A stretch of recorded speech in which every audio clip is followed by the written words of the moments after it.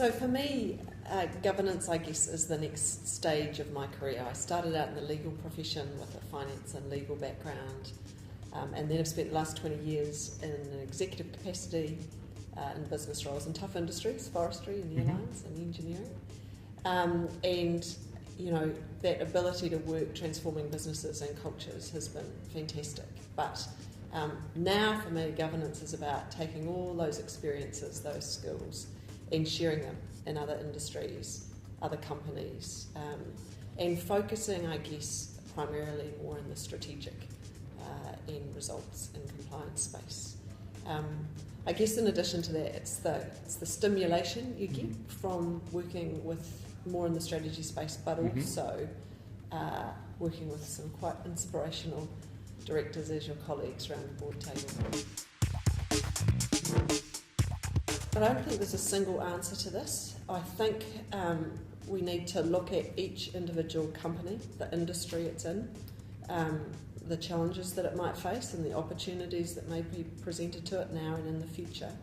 And then look at the skill sets that currently exist around the board table, and it's kind of a matrix that's at work, and also the skill sets from a succession planning perspective on a board that may be needing to be replaced over the next period of time. And I think it's that whole combination that needs to be looked at when boards are looking to bring on new board members. That said, you know, there's no question technology is playing a huge role in many businesses, and whether that's pure technology or marketing, communications, social media, and I think there's a realisation in many boards that there is a mix required in the boardroom. So it's not just about, you know, diversity and diversity of thought and gender and ethnicity, but it's also diversity of skills and experience. And I think we will see more representation on the technology space at many board tables. I also think just the changing dynamic of the customer base. So the next generation of customers coming through, and also, for that matter, the ageing population and what that customer represents in many businesses, and who's the customer voice at the board table.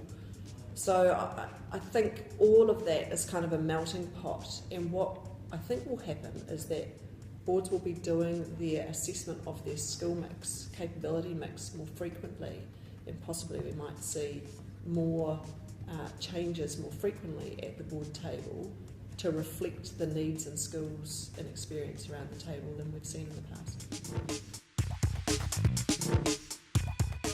Personally, I think if we had more time in our day, more hours in the day, and the reason I say that is because that can encompass so much. If you're someone that's just wanting to contribute so much more in terms of the things that are really meaningful to you, either, you know, the things that matter in the world today or in your community, then you've got more time to give to that. Or it could just be as simple as having got more time with family and friends and colleagues.